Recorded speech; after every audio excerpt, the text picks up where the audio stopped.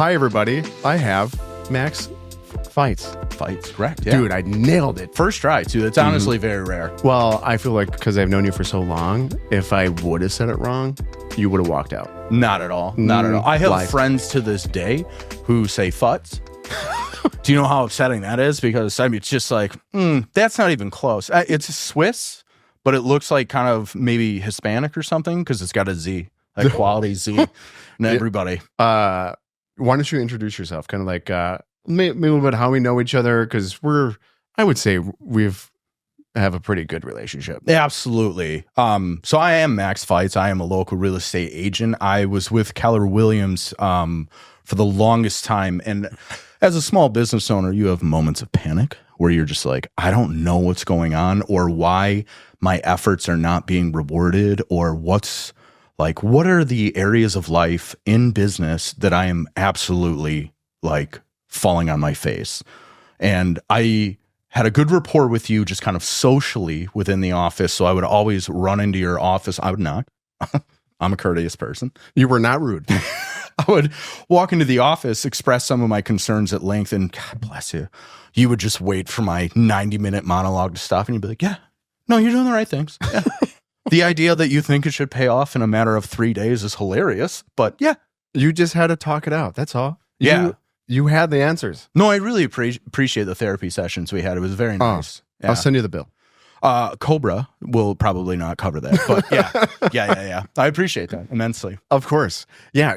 We've known each other and for quite some time, and you are a grinder for sure. And that's what I wanted you back on here for, or on here for, to kind of learn about the beginning stages to like where you're at now. Because you were like, dude, it kind of, and what I loved about it was it reminded the way you are starting. It kind of reminded how I started. It was the same freaking thing, dude. Trying to figure out what was the right things. Am I doing the right things? I felt like I was questioning everything. And then it seems like you're on the right track. So tell me, like in the beginning, what was your plan? Like, I guess, how did you foresee it going? Absolutely. And what'd you learn? And so I think, like a lot of people starting out a new business or a new career, one of my favorite quotes I've ever heard is Ray Lewis, an absolute monster for the Baltimore Ravens, where he said, effort will get me on tape. And what he meant is if I'm always running to the end of the play, if I'm always grinding to the 100% of my capability, eventually a coach or a scout will see me and see that there are moments that I can correct what he's doing to build his skill sets as long as the effort is there. And what I learned early on is you can overcome a lack of skill set with sheer volume, like just sheer volume. And I mean, door knocking with the wrong scripts. The wrong thing to say. And script sounds horrible because I know a lot of people, they're like, I don't want to be sold to. And that's a big thing. I came from a family who did not respect salespeople. And because they viewed them, the old adage is like the used car salesman thing. So it took a long time, even within my family, and you know, they're lovely, supportive. They really wanted me to succeed, on and on and on. Good for them. Yeah. But learning how to bring value, and I hate that word as a realtor because it's so vague, but bring value to people who earnestly don't want to be sold to. Because I think one of the things that's a misconception is we are agents, but we have to be salespeople in order to do the agent portion of it. Totally agree. Yeah. And you know what? Yeah, sure. Like scripts is like, it's to know what to say, you're practicing it though. And I feel like there's only like a handful of objections. And once you get really good at it, and you're not selling at that point, what you're doing is you're asking questions to discover what their wants and needs are. And then you help them find what they want. That's what the sales is. I think people think it's like, oh, I'm going to convince you to do something. And it's like, no, it's really like, hey, how long do you want to be, or how long do you have until you need to be in a house? What are you looking for in a house? Why does it take you there? All these things, it helps you guide them through the process. Yes, we are salesmen at heart, but at the same time, we're more of like the guide. Like Aaron Novello, dude, which we'll unpack, by the way. I have Yeah. a crush on him because he's awesome. You should. The way he talks, dude, is incredible. Sponsor me, Aaron. But let's get back to the okay, so the scripts part, and then what was your first way of finding business? Ooh, that's great. My first way of finding business, I actually had a mentor in a different field talk about door knocking. You really push door knocking as a way to make yourself aware to the neighborhood. And one of the learning lessons I learned is like, I'm building and establishing rapport. So the idea of like walking up to somebody's house, introducing yourself, kind of telling them what you do, is the introduction. I'm not trying to get any business. That was a learning lesson that I learned in like the first month is sheer volume. You got to lock on a lot of doors, and you have to come from a place of value and caring. Mm-hmm. Like I think that's a misconception with salespeople is I genuinely care about the client. And I think it's kind of misunderstood that most of the time when I'm sitting in front of a potential buyer, a potential seller, I'm actually interested in the lifespan of our relationship. Not necessarily this transaction, but like you're going to probably move again in the next 15 years. You're probably, if you have a great experience, going to recommend me to other people. So when I was door knocking, the first thing I didn't understand is one, you probably should hit the same neighborhood more than once throughout the year. You should follow that up with something of value. I mean, if they reach out and they're like, hey, I'm not even sure if I want to move, but I'd like to know the value of my home because we're either considering refinancing the home in order to update our home, or we might make the move to another home that suits our needs. And it's wild because, like you said, when you look back at early agents, I think the term like commission breath is very apparent. And don't get me wrong, when you're starving and you need a paycheck, it comes off. It comes off apparently. And when you come from a place of, and I hate this, but one of my mentors say, like, you should genuinely approach it like you kind of don't care what they choose, as long as you're helping them decide that. Like, you should never convince anyone to do anything. You're there to present options. You're there basically to present that you would be a great Sherpa, like a guide for those options. But you're there to add a value or create a scenario where they feel comfortable with the choices. And I think that's like where the people that hate the salesman aspect is because the consumers can actually hear the commission breath. They could smell the commission breath. And when you come across as the caring attitude, they're like, oh, okay, so this is going to be fun. This is like, they're not trying to sell me on anything. And then you build a relationship, which your personality, I bet you are friends with a ton of your clients. Actually, it's become a problem. I love them. I love them. But what I didn't realize is like the biggest thing you can give a friend is time. I think that's one of the most valuable things you could possibly give another human being is your time. And I mean, I have clients, and I'll call them out right now, Sean and Tina Kelly. I love them to pieces. If you see this, I love you guys. I have not been able to spend time with them in like a year. And it's just because in this stage of my career, it's growth. My entire attitude and perspective and goal set for the next 5 years is growth. And what that demands of me is an unprecedented amount of time towards my business that I never even thought, one, that I was capable of. And then two, the motivation behind it is amazing. Like I get real satisfaction from like endorphin rushes when clients talk about me to other people. So like if I get that referral and they're like, hey, so-and-so just had nothing but nice things to say and talked about you for like a year and a half before I even decided to reach out. It's the best feeling. And so are you ever worried that by not giving them the time, because you're saying like, you haven't really given them much time within a year, that you'll lose them as a client? That's an excellent question. And this is going to sound weird. I would much rather them go with what they feel is right for their family than feel obligated to me. yes, I definitely want them to come back to me. I definitely want to work with them, but I'm never going to devalue my friendship with them because they chose another realtor. Because I think that's the ultimate death of your psyche, is somebody's making a business decision. Absolutely. And you know what, though? And that just almost answers the question in a way of, I don't think you will. Because, like right there, dude, like if you're that caring enough where you're just like, like it's the business decision for them. And if they felt something was better for them, like I am happy for them. And I guarantee you, they know that from the start. I should say start because you gotta like establish the rapport. It's they know you now. And that's what I get fear of is I had so many clients that were trying to reach out. They want to go to grab lunch, and I could only give like a little bit of time, and then I hate telling them no. Like I can't, and then they'll like call me in like a month or two. Like I still have a client who sends me Bible verses every morning, and he wants to get lunch probably 4 times a year, and I've had to like tell him no, and I feel so bad.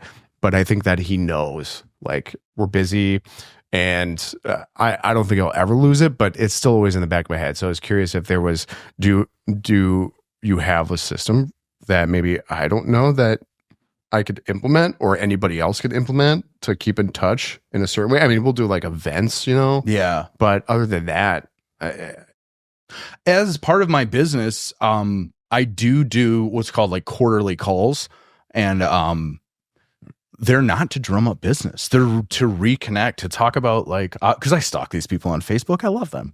And whenever I'm in between appointments and I don't have enough time to go back to the office, but I definitely like have enough time to kind of chill in my car and scroll. It would be like 15 minutes. I'll go through their stuff, and I'm always just so excited for them because they're one of my past clients redid his kitchen, and this is hilarious. While he was redoing the cabinets, he hid like a skeleton so that the next guy who tore apart his kitchen has to like make a police report or something, or at least freak him out. So I love seeing that stuff, and I'll reach back out to them. And I will admit, there are people that I wish that I had the opportunity to talk to more, because this is the biggest thing in my life is I think a lot of people build their foundations incorrectly. My foundation is Allie, my family. And if I get an afternoon of free time. She was almost going to be here. Yeah, she was. Oh, man, she would have been crying right now. Do you know how amazing this woman is? I was putting all this stuff in the car because I'm going to Christmas after this, basically. And her friend reached out, and her friend's like, hey, my family got COVID. It's her friend's birthday. My family got COVID, so they're not going to be here for my birthday or Christmas. And my boyfriend got food poisoning, so he's not going to hang out. And this is like her best friend from childhood. And she's like, she looked at me and she's like, do you care? I'm like, go. Go. That's awesome. Like heart of gold. Go. Yeah, your wife is amazing. I've only met her a handful of times, and she is a hoot, dude. Yeah. If anybody's lucky, it's you, dude. Oh, and you got like when you realize that you dated up and then you secured that, you do a lot of things like clean. Yeah. Take out the garbage. Take out the garbage. Don't let your underwear just on the floor. No, it's in the basket. The beautiful part is I didn't know this, but I'm being trained.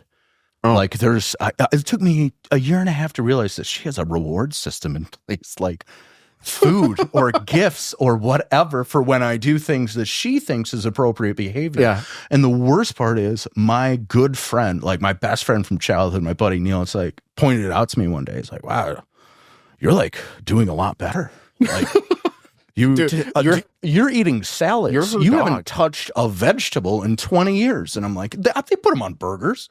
What are you talking about? Yeah, there's Latuche on burgers, dude. Yeah. No, you're the dog, man. You do something right. Yeah. Treat. Absolutely. That is absolutely. That is so it's working. Funny. I'm becoming like a more focused person. I know it doesn't look like it because of this awesome body. But I've changed my diet, exercise, and sleep habits. Do you know that there's a proper way to do laundry? You're not just supposed to throw it all in cold and then put it in the dryer. Yeah. Well, I actually learned that from Amanda because she loves to clean. Thank the Lord, baby Jesus, because I would not. I also picked up the habits as well. Like if I don't clean, it's like I feel bad. That right there. So she spends a day a week because she works 4 10s. So on Monday, she'll spend the whole day cleaning, and I'm kind of like home on the phone working. And because I work out of my home office, and if I get an hour or two gap and she'll be like hustling around, my guilt comes in and I will start cleaning things, or I'll be like, what can I do? What can I do to help? And for the most part, I mean, like, I hate doing it. I absolutely hate doing it. But I love the fact that I'm taking a little weight off her shoulders and she sees effort. Effort will get me on film. Because I want her to be happy. I think a lot of people screw up where they put their best versions of themselves out there when they're dating, and then they lay off the gas when they're in a solid relationship or when they get married, and that's when things fall apart. Yeah. Oh yeah, absolutely. And I know we got off on a tangent, but she's no, it's okay. That's the fun stuff, dude.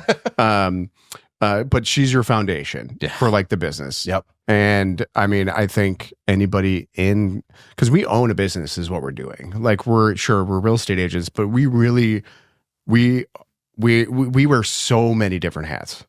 I mean, we're like the accountant. We're the sales guy. We're the marketing guy. We're like the therapist for some clients. No joke. Okay. So we definitely run it like a business. And speaking of, I want to dive in. So I hope you're okay talking about it. Was wondering how many did you sell in your first year? Okay. Confident 0. Don't worry about it, because one was mine. My first year. So I knew nothing about client acquisition. Nothing. I knew nothing about how to get new clients, and I was still a mechanical engineer. So I was doing it nights and weekends, which is basically when everybody else is off anyway. So I should have been able to do my activities that would generate leads. I just didn't know what to do, and I would do it inconsistently, and I wouldn't get great results. And then you get disheartened. And then since I had a cushy job, I wasn't really pushing it too hard. I was the same way because I worked like I was a part-time supervisor at UPS. Hated it. If anybody knows what's going on right now with your package, it would blow your mind. I've seen like feet go through TVs, and we're like, ship it. It's got to get there. They'll send it back. Throwing boxes. Yeah. And then I bartended weddings weekends, and then I did my business during the day. But I acted like the realtor, meaning I like to do the events where all realtors get together, but that's not giving me business. I just liked being like, oh, I'm a realtor. I did no activities, and it was absolutely terrible. And then finally got I shouldn't say I got to coach a gentleman who was the manager at Shore West at the time, Scott Allen. He's an amazing guy. He helped me find like the way to get business, and I basically ripped off and repeated like other people who were getting it immediately, which was expireds was my main go-to. So I again 0 the first year, but and how long have you been in it now? Full time? Yeah, well, since you got your license and you started. I got my license in 2016. I went live I like started doing full time like 2019. Okay. And yeah. And then what are you closing out this year? By the end of this year, I think it'll be just under 6 million. Okay. And how many transactions? That'll be spread over 11. Okay. You're above average. So don't. Okay. All right. Now, the reason why I bring it up is because there are even veteran agents this year that won't even close out that. Yes. And this is going to sound awful. I don't compare myself to anyone. That's besides people that I genuinely respect their output, because I think a lot of people, they have a lot of incoming leads that require no effort, which is unpredictable, unreliable business. Mm-hmm. And then everyone who I think is absolutely a stud or a female stud, whatever, they are outbound. They are actively becoming members of their past clients' or sphere of influence, their people's lives, and in a great way. Not sleazy, not salesy. They're really just becoming a part of their lives in a very wonderful way that is not salesy, and I'm trying to replicate that. And I know the hardest thing for me to discover was like Grant Cardone's book 10X. It's like whatever you think you're doing, 10X it. Like your efforts you think may be a lot, but if you put in a multitude of 10, two things happen. You accelerate your learning curve, which I think is the biggest thing for me is I'm making mistakes faster than all my peers, which is allowing me to learn and grow faster than all my peers, which is allowing my business to grow in comparison to the average agent, which is not good, tremendously.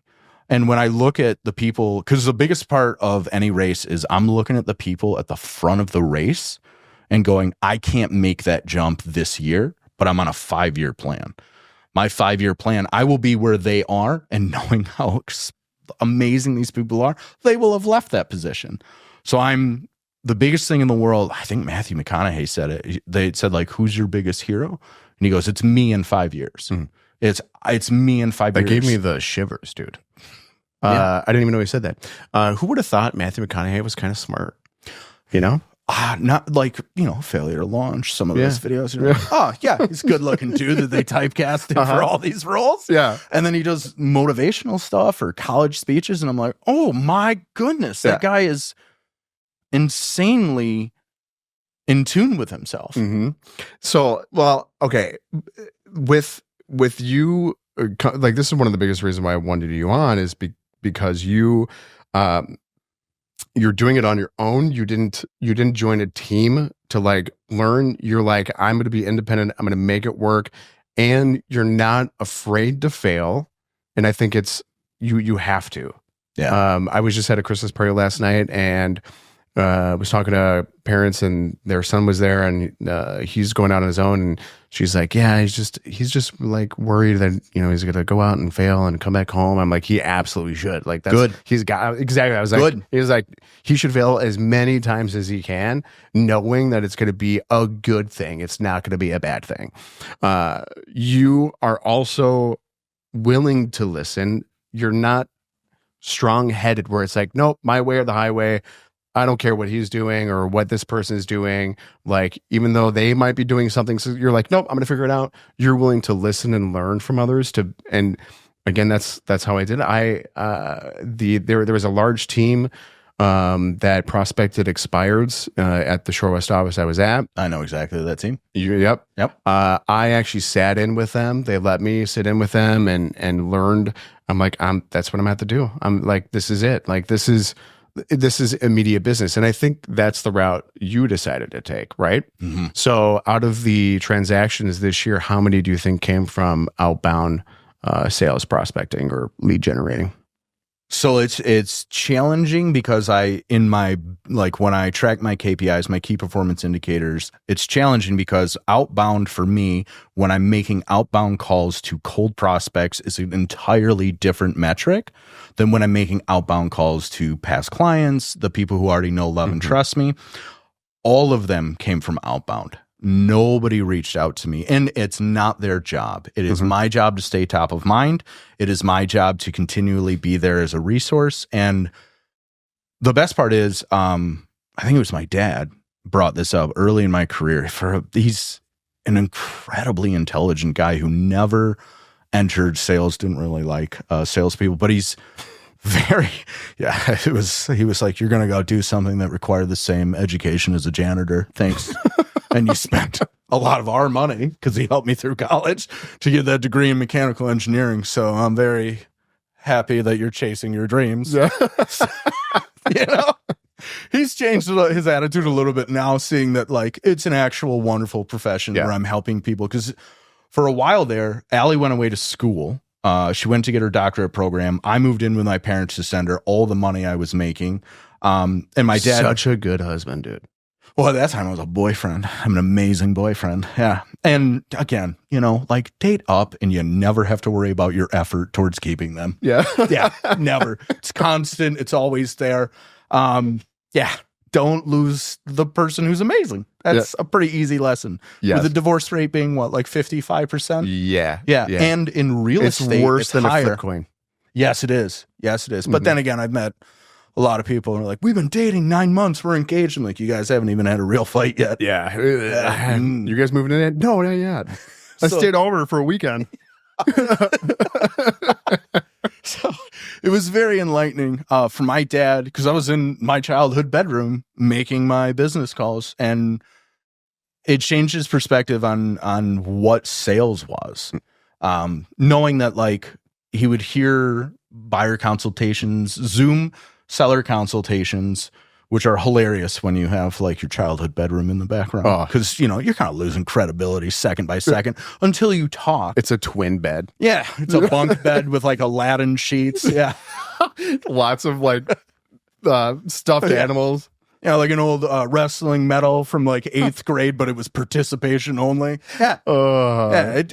Yeah, professionalism is a big part of this too. So yeah, that was a hard learning lesson for me, because in engineering and manufacturing, your professionalism is when you're out in front of the clients, but when you're on a factory floor, some of the Totally conversations are raw. Mhm. Yeah.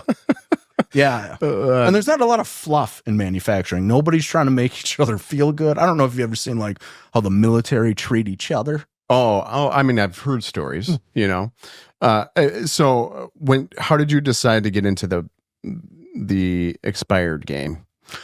I think. Oh, wait, just real quick. Sorry. No, we were talking about the outbound. Yes. How much of the business first? We'll dive into that in a second. In expireds for sale by owners, for rent by owners, absentee owners, and probates, I'd say 25%. Okay. That's good.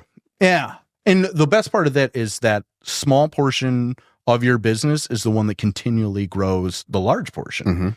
Mm-hmm. I think with a lot of people, they get repeat and referral things, but their business remains stagnant. Totally. And it's funny because you came yesterday because you thought it was today. No, but I did. I showed up confidently, brush teeth, energy drink, ready and to he's go. like, "Hey, love you to pieces, bud." He was wearing a suit and tie. It's tomorrow, and I'm like, what? And I go into my calendar. I had 16 reminders that started at 11 p.m. and went through this morning that it was today. Yeah. Yeah. And it's just because it's so foreign for me to have a blank day in my calendar with no appointments. I'm like, I must have not put in like a friendship thing into my calendar. Yeah. That was a humble pie all the way home. Yeah. My mom laughed into my face for a long. She didn't say, "Oh, sweetie, it's okay." She just went. I like your mom. I would like to meet your mom. But we talked. Of course, we always blab about business and stuff. And we were talking about that. It's like everybody right now, because it's been the worst time in real estate for a very long time. I think now, I mean, Sarush, you could look it up, but I think it's like the similar as like 1990, like late 90s or something like that. It's tough. And people who have been getting referrals and that was their whole business, that has tanked, but they don't do activities to find new business because they relied on people calling them, right? And then what do they start doing? They start calling the expireds. They're like, oh, now I got to start doing it. And it's the way in which I'm glad that you went down this route. And I'm glad that I went down this route because it is a way to grow the business much faster than just hoping that somebody gives you a call or I mean, even just, yes, everybody should be working their sphere of influence. However, it shouldn't be the only avenue. You have to have a few other lead generating sources. So how did you get into, like, what made you decide I'm going to do like expireds for sale by owners and probates? Yeah, absolutely. You look at the top 20% of the National Association of Realtors, the people who are producing 13 million a year plus, and you replicate their activities. It's, I think, not enough of us are students. Not enough of us are humble.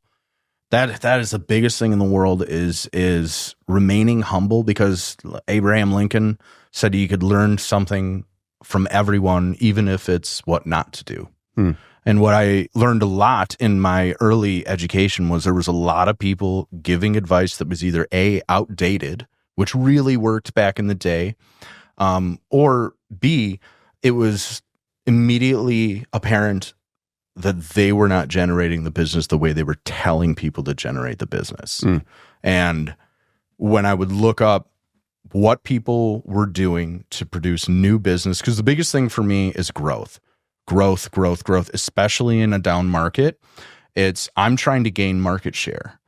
I can't do that on my heels. And I think the biggest thing in the world, honestly, is to be the most active marketer. But marketing requires an insane budget over a long period of time. You know, Coca-Cola has never called me. Nike has never called me. And yet I am fully aware of their slogans, their brands, everything. It's because they're marketing. Now, to get to that stage, it's prospecting. And the misconception is that prospecting is different than marketing, but it's literally just outbound marketing. Yeah. Have you ever bought anything off a Facebook ad? Yeah. Totally. Built.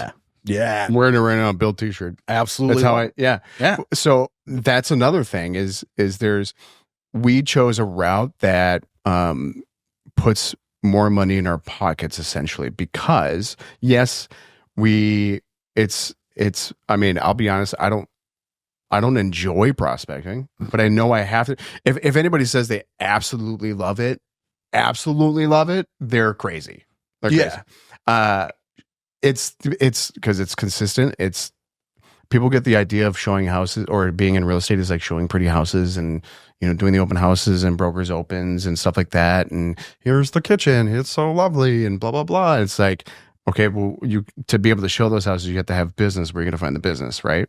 And our avenue is just more of the, I don't want to say cutthroat, but it's more. It is. Yeah, it's absolutely cutthroat. How many agents are in Southeastern Wisconsin? Oh, I think there's over 4,000, isn't it? 6,000? Yeah, I absolutely. Yeah, whatever number you were going to say. Yeah, how much? Yeah, yeah. Cutthroat, yeah, because we're competing all the time, right?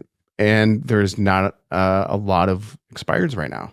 No, there's not. And I know, I mean, this may sound bad, but like people, you should never do anything out of desperation.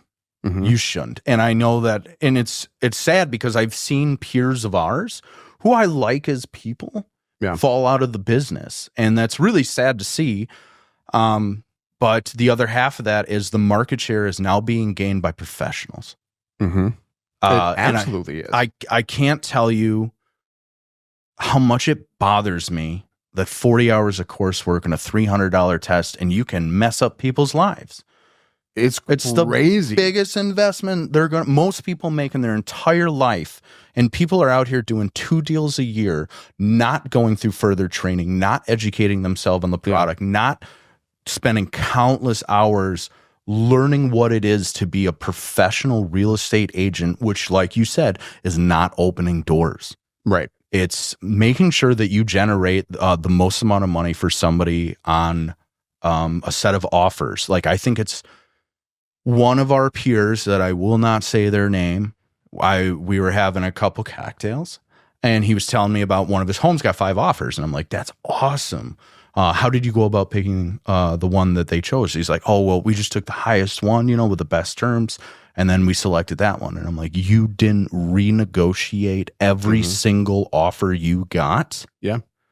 Going back out to each one of those offers and doing your job, which is generating a more aggressive offer. The amount of money left on the table is in the tens of thousands of dollars.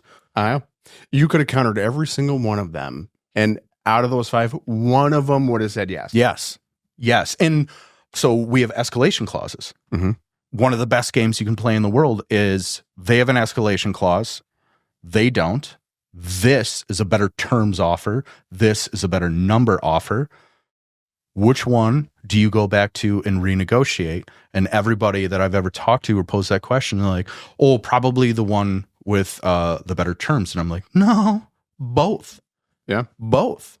And do it multiple times. And you don't have to be malicious. You just present the reality of the situation where there is an intense amount of action on this particular home. I know that if I were in your shoes, your buyer wants this. They need to know where their walk away point is, which I completely respect. but you need to know that very soon you're not going to be the top offer. Yeah. And for other agents just to ignore that process is doing a disservice to your client in a magnitude of tens of thousands of dollars. Mhm. And it is amazing to me. You and see, but that's another thing. It's like, sure, you're being professional. Like the professionalism of real estate agents, they should be doing that. And just by doing it, those clients are going to love you for life.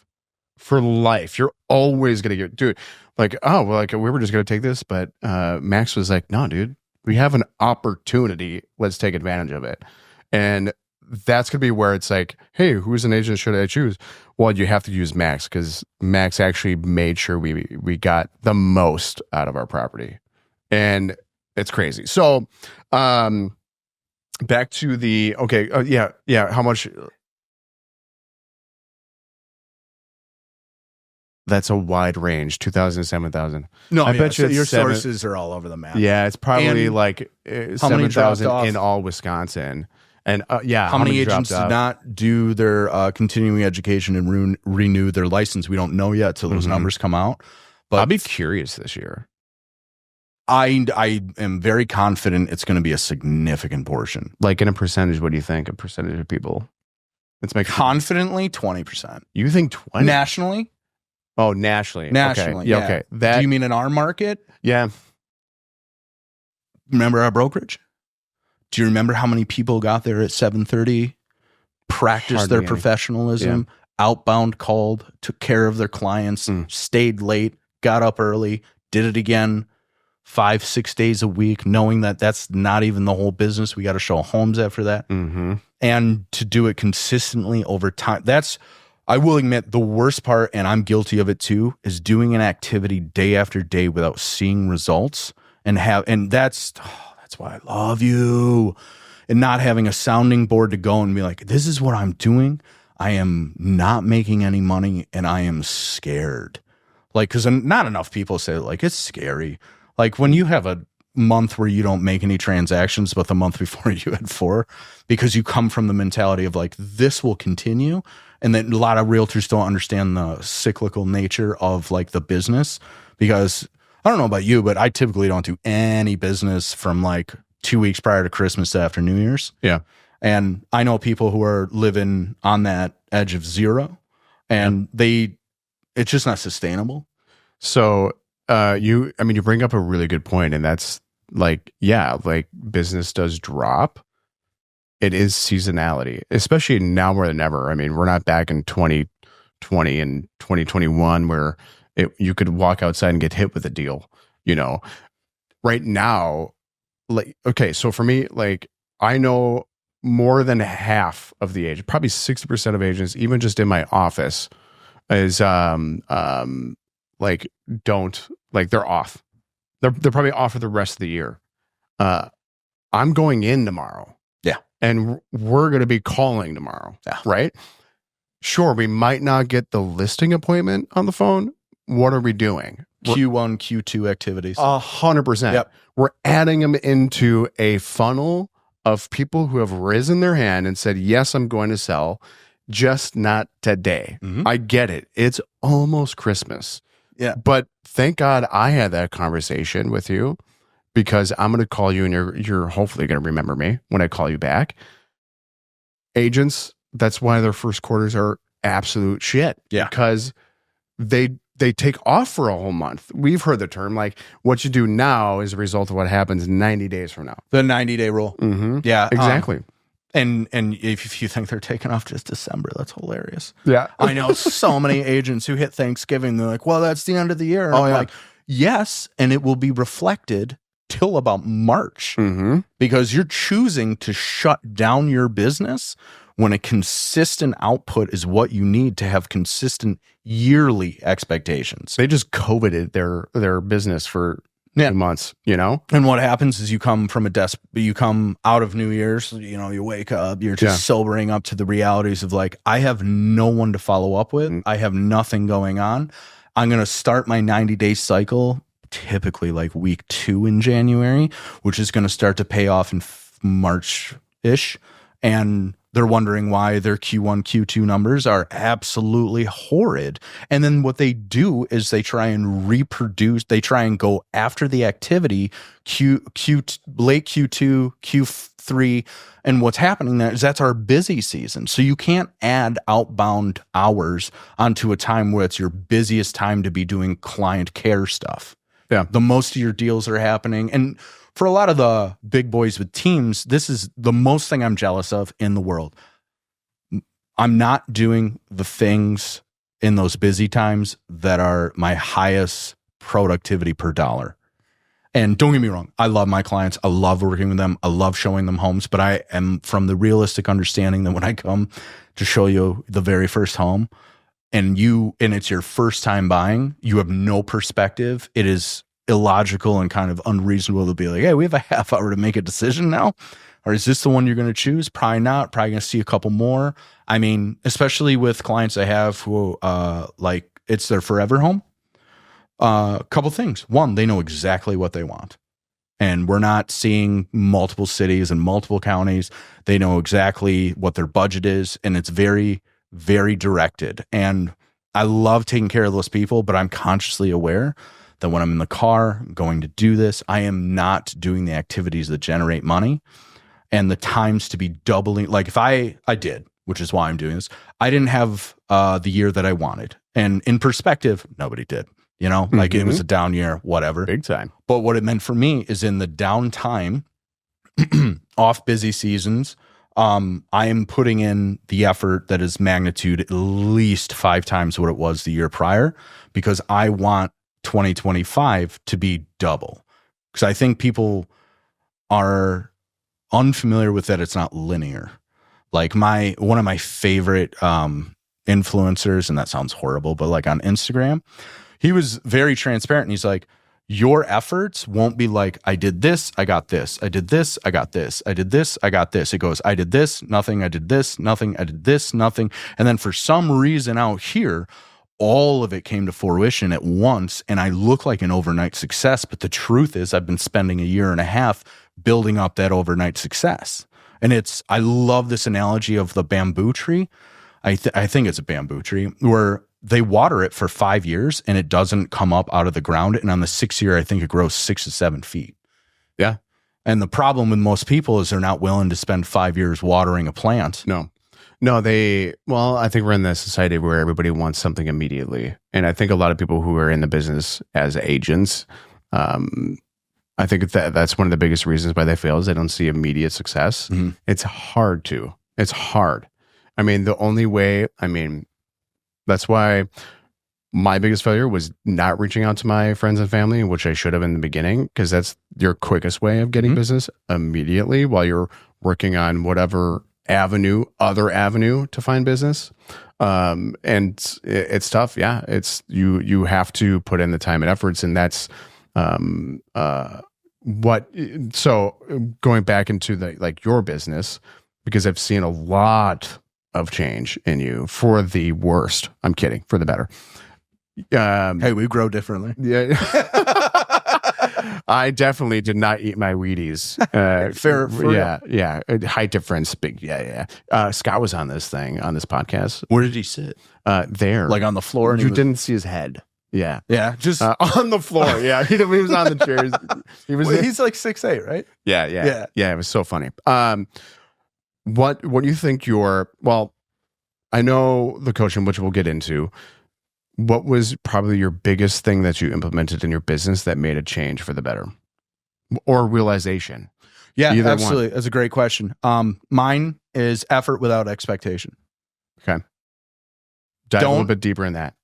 Don't ever associate your efforts with the results if you're confident that you're doing the right thing. So I grew up in sports, and I know intimately what it is to be overlooked for first team. We call it first team in rugby. And what happened, what I didn't realize was happening is my coaches were being strategic about when they gave me a shot. What I didn't realize is I was too young to want what I had. So what it realized for me is like my effort was there, my skill set was not. And there was a time period where that matched up, but it took time. So one of the biggest realizations for me is, like you said, nobody likes prospecting. Nobody. And to do it 2.5 to 4.5 hours a day for anyone who's done outbound calls is soul crushing, because not all those conversations are very nice to me, and they say mean things about my mom. And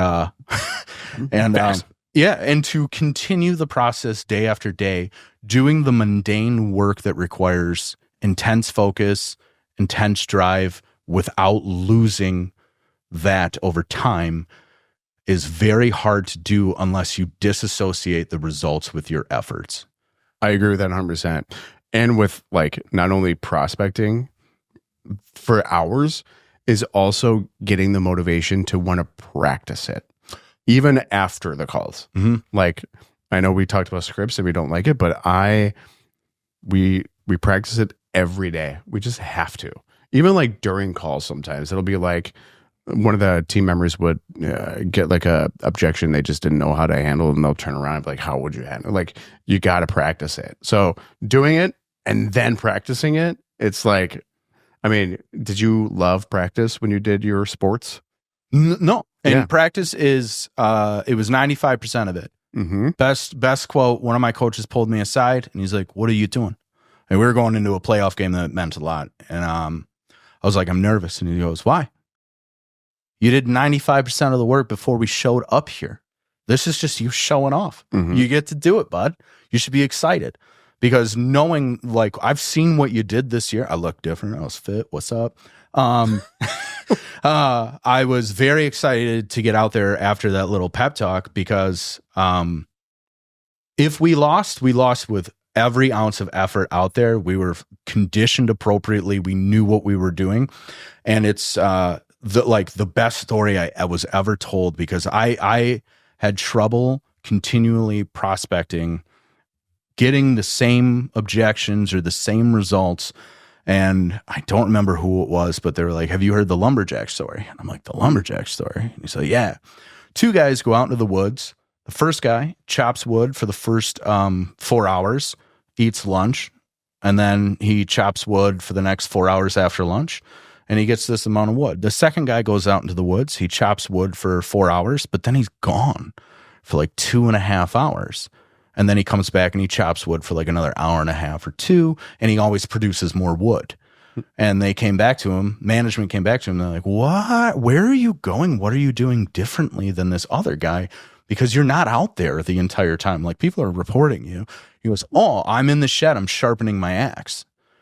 And every single day when I go back and I sharpen my axe, it takes less effort to chop down those trees, and that's why I'm able to produce more. Well, that's the same thing with prospecting. If you're out there and you're just making cold calls and you never work on your skill set, never grow as a person, you're not going to be better at it. You're just going to continually go out there with great effort, but no results, because you're not becoming a better prospector. You're not becoming more skilled. You're not understanding the sales process, which I think was the hardest thing for me to learn. Is I came from a place of like, if I genuinely show them that I'm a Wisconsin good guy. If I genuinely show them that I'm a good guy who has their best interest at heart, no, thank you. You're good? Yeah. You know, I'm trying to get sponsored. Yeah. All right. Not getting sponsored this episode. If I genuinely show them that I'm a good guy, that'll be enough. That'll be enough. And what I learned is that it's a sales process. You have to, there's an absolute science to it where you have to curate conversations to help them lead to decisions. And it's something that I've intimately studied in the past, because I'm guilty of it. I was just volume. In the past 18 months, I've been really implementing that part. And the problem, I just saw results like so immediately. It was so embarrassing. Was it? Oh, yeah. What? Okay, I want to know what it was. That's awesome. It was understanding the science behind questions and behind, because like a lot of trainers I've seen, they're like, when you go on appointments, when you're on the phone, ask more questions than you talk.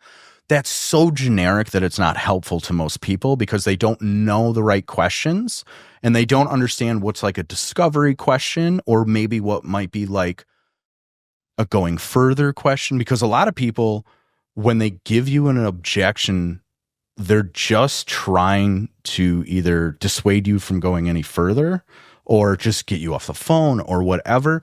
And I truly come from a place of value. So I know that if I get to the point where I learn more about what that objection is, I can actually curate options that are solutions for them.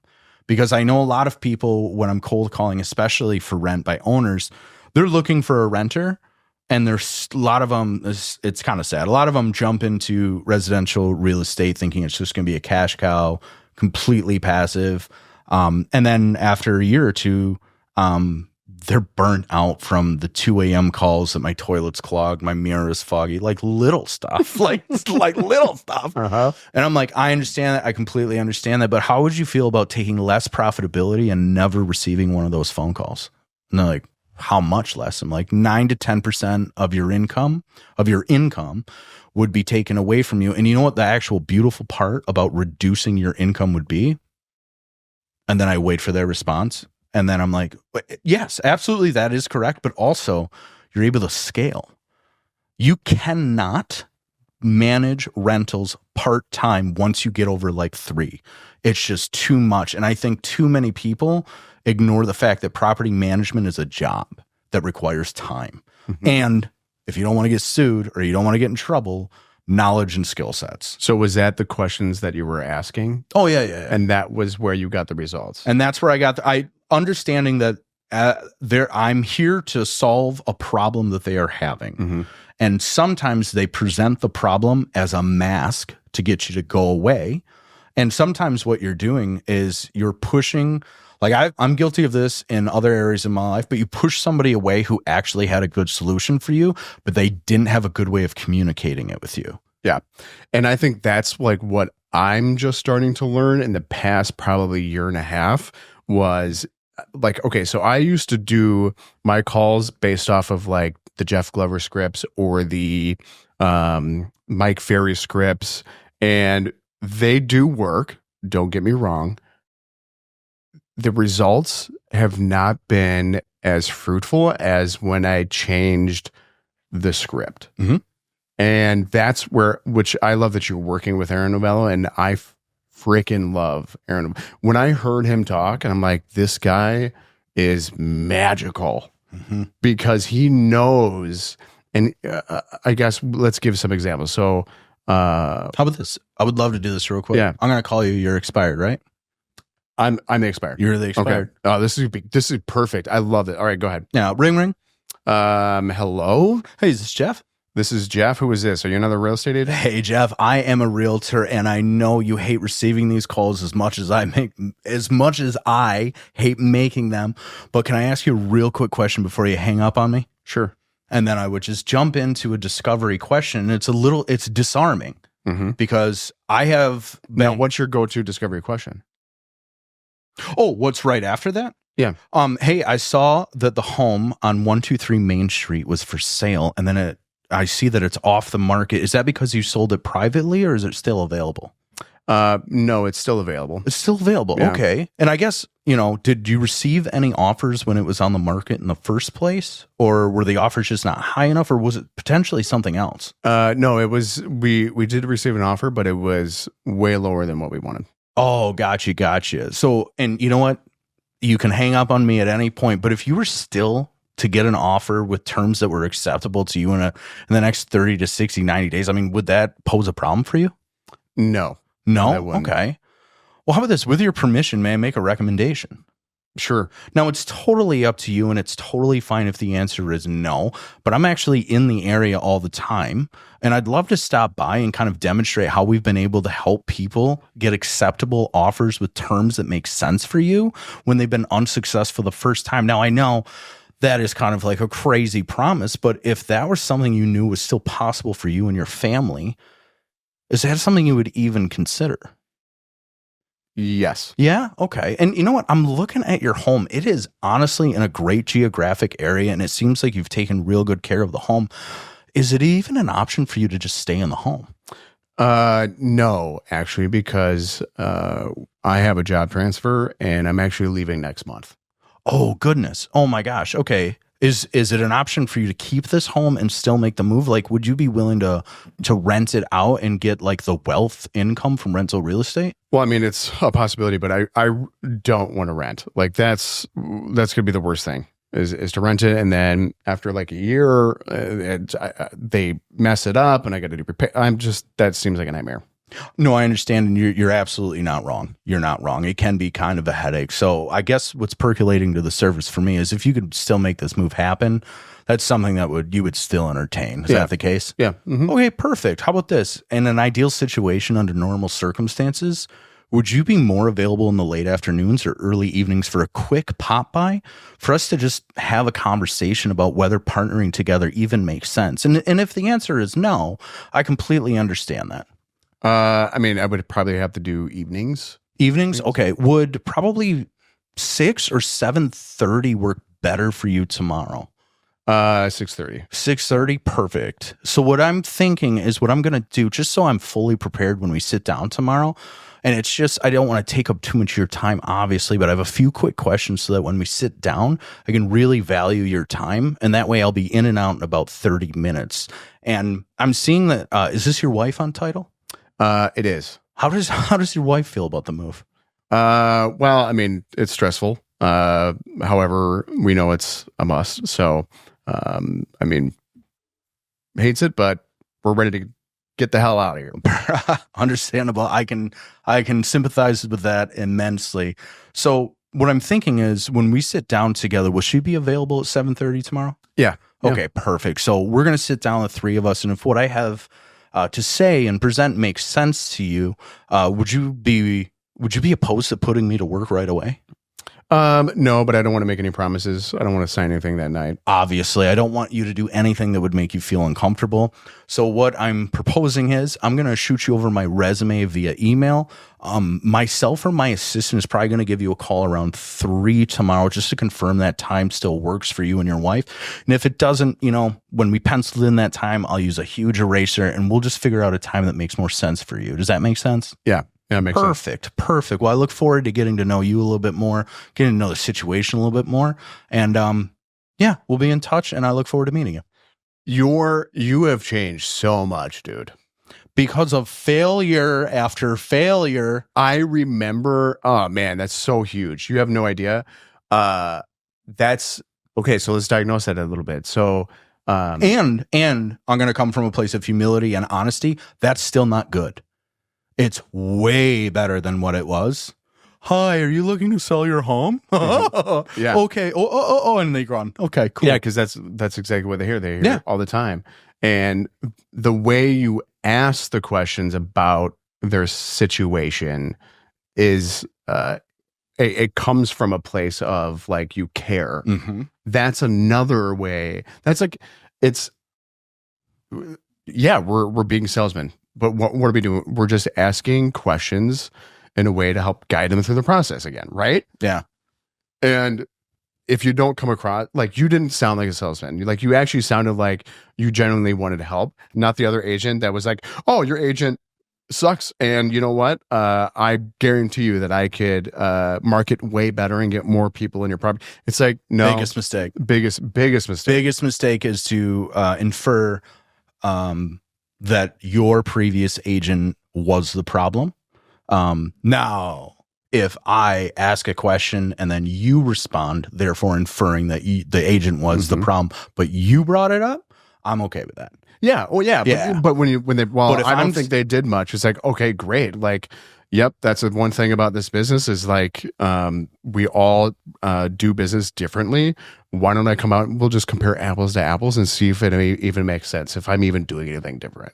Right. And what I wasn't like, oh, look at me. I sold 1 million homes. Yeah. And I'm the best. And you're dumb for not going with me. Yeah. That's what somewhat like it's kind of what it sounds like when the average agent's trying to, right? And that's all they're hearing. Yeah. But when it becomes 60 times an hour. Yeah. Yes. I know. Yeah. And it's when you start getting away from look at me and getting to like, hey, it's about you. Mm-hmm. That's when things change. And that's what Aaron Novell is really freaking good at. Mm-hmm. He's like, I feel like his like close rate when he gets somebody on the phone is like he closes 90%. I don't know if that's the percentage, but I feel like he closes, it's got to be over half, like 50% of people, right? Do you know?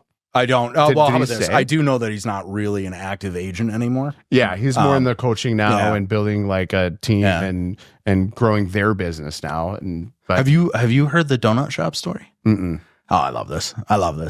So a guy goes into a donut shop and he's in front of the counter, and then the kid who's like behind the counter, he's making the donuts. He's like, I'm the best donut maker in the city. You're never gonna get the donuts better than this. And the guy's like, yeah, I don't care about any of that. Could I have a glazed donut? That's exactly what you're doing to prospects when you're like, I'm the number one This is amazing. Every agent says, I'm number one, my team's number one, my brokerage is number one. When what you're doing is you're posturing yourself, and it's an ego-related conversation, and that is a total turnoff to everyone. Yeah. Your job is not to tell everyone how amazing you are. Your job is to help them find a solution for their problem. They don't care about you at all. Right. And I mean, they're human. They care about you, but like, of course, on the phone, cold call. Oh yeah, no. Even do you still get do you hang up on people who call you for like other things? Yeah. So do I. You know what I actually do now, and I'm proud of myself for doing this. I go, I appreciate your hustle, man, and it takes a lot of guts to cold call, but I'm not interested. I hope you have an amazing day. Keep at it, brother. And I hang up the phone before they can say anything else. Because I think that's better than just like, die, click. And it's because I've been on the other end of that phone.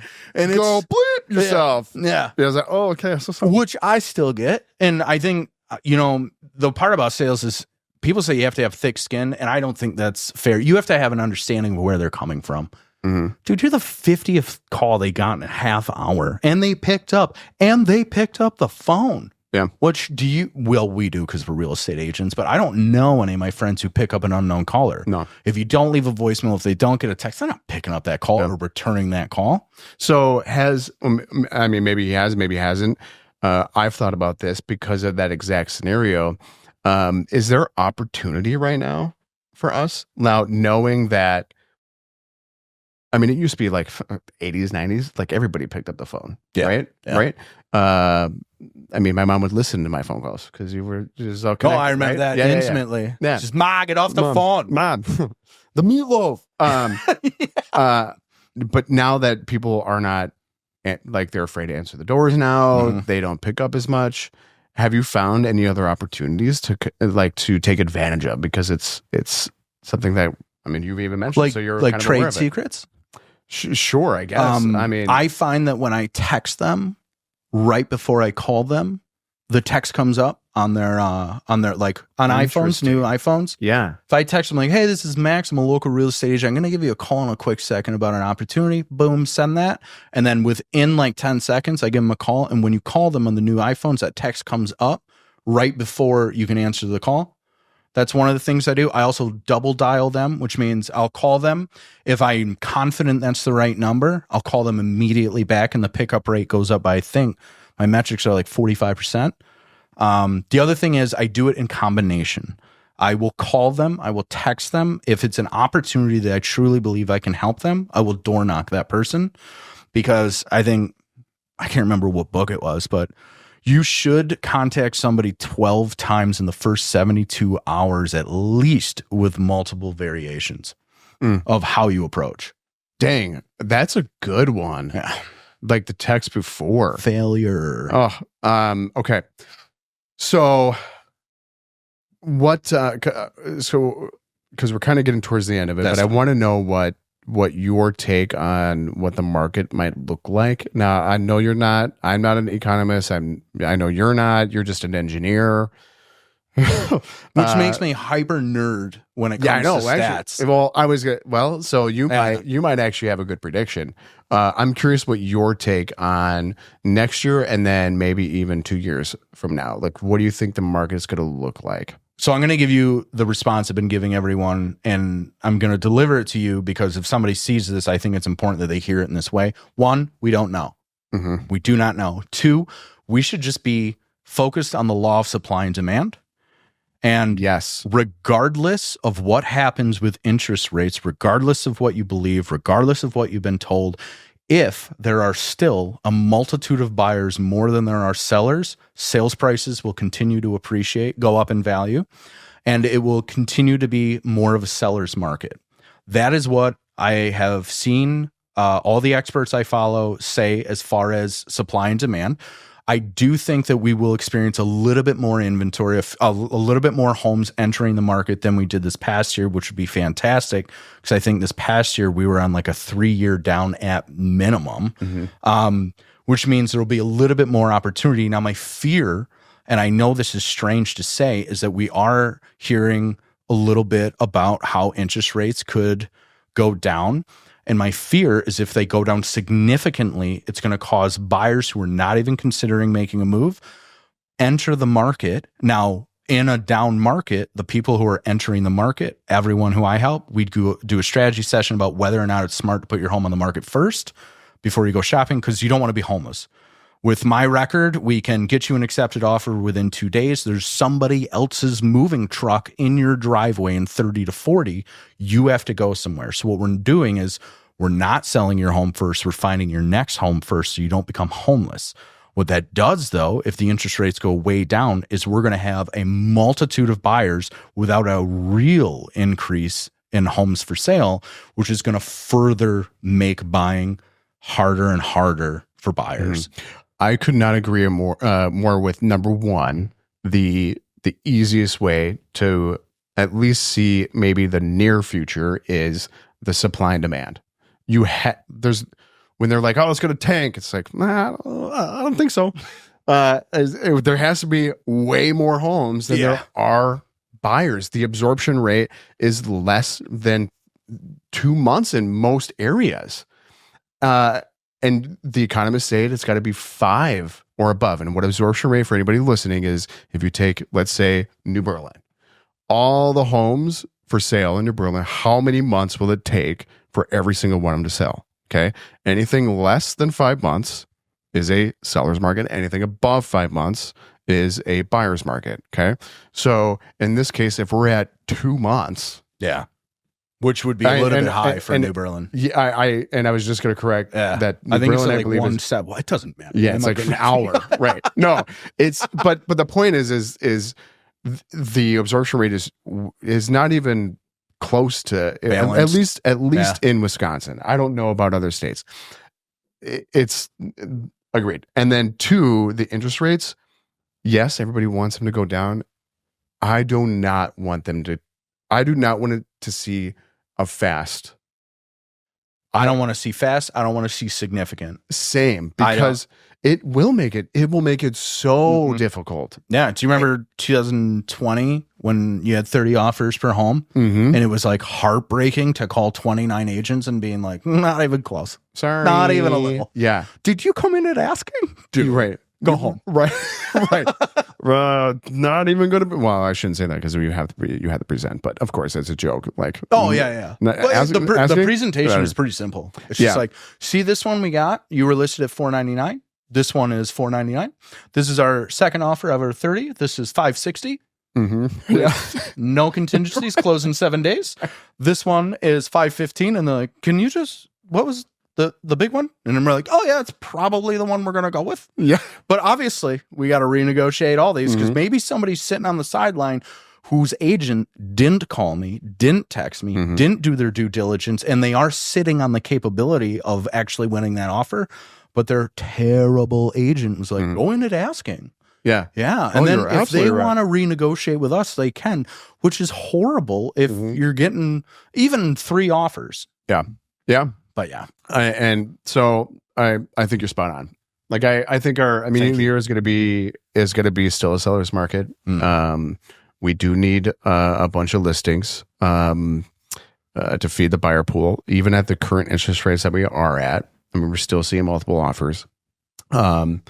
Max, dude, I loved having you on. We could have unpacked so much more. Yeah, this is a blast. I always had this fear of like, I had to have somebody new every podcast. And again, learning, not true. Have people back on. I think you coming back on would be amazing to dive into more stuff. You know what exactly I want to dive into next time? What's that? I already know. It's rental real estate. how to buy, when to buy, what your profit margin should be, when to expect when you turn a profit.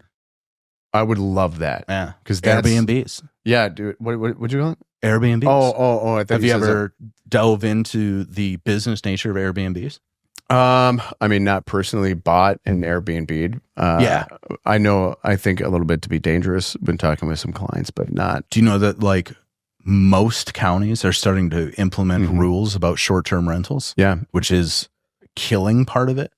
And again, when I ask about is there opportunities based off the knowledge that we know, agents that are out there, that is huge. That is something where if the changes are happening, how come you're not reaching out to them? Yeah. You could get that info and contact them and say, like, if a county was like, hey, this is going to happen here, like we're even talking about it, like that's your opportunity to call those people. And it's like, yeah. Anyways, it's not just sticking to one thing. Like, be hyper aware of what's going on in the real estate world, whether it's home sales, but even just, I mean, rentals is still real estate, people. You should know a little bit about it. But if you're not educating yourself in both facets of real estate as a real estate agent, you're hurting your own clientele. Creative offers. I can't tell you how crazy they can be. Oh, yeah. Lease options, land contract, that's seller financing. But like, there's a myriad of options. And this could be a 9-hour podcast. Well, so we'll dive into that because I love that realm. And then if you don't mind, I've been doing towards the end, what would be one thing that at least maybe veteran agents, new agents, struggling agents, doesn't matter. What could you leave with them that they could implement or do or be aware of moving forward that could help them? Absolutely. Think and grow rich. The laws of think and grow rich. You need to find a mentor. You need to get yourself in a group of people who have similar goals than you. That has been the biggest thing in the world, is creating a network around me of high performing individuals that I can bounce my silly ideas. Because a lot of agents keep trying to find the lottery ticket, the one thing that sticks, that creates business. And the worst part is there's none. This business is just continually doing the actions that generate revenue without expectations. And sometimes those actions are wrong. And the only way you know that is if you have a dialogue with somebody else and they're like, oh, Matt, you've done that to me. And I so love you for that. Like, that's cute. I love that. Maybe in 5 years. That's yeah. Good. I love that. Thanks again, Max. Oh, real quick. Sponsored by Liquid Death, but not sponsored yet. Waiting for it. Yeah. Please, I beg you. I'll get on my knees. Hats. Everything. Just, you don't have to pay me. Just send me 1 or 2 a day. Yeah, let's fill the fridge. Yeah, and then fill the fridge. We'll make a pyramid and we'll look around it if that's what you need. Yeah, like I'll replace the monkey with just a tower of Liquid Death. All right, thanks. And then Zen also, just at some point, we'll talk later. All right. Thanks again, Max. On closing time, you were an awesome guest. And then where can somebody find you if they wanted to look you up? Instagram handle, YouTube, Facebook. I'll text my phone. I'm a pretty easy. If you just Google my name, I'm pretty active. Max, how do you spell your last name again? It is Feutz. All right. Thanks, everybody. Again, thank you, buddy. Thank you. Appreciate it, brother. Okay.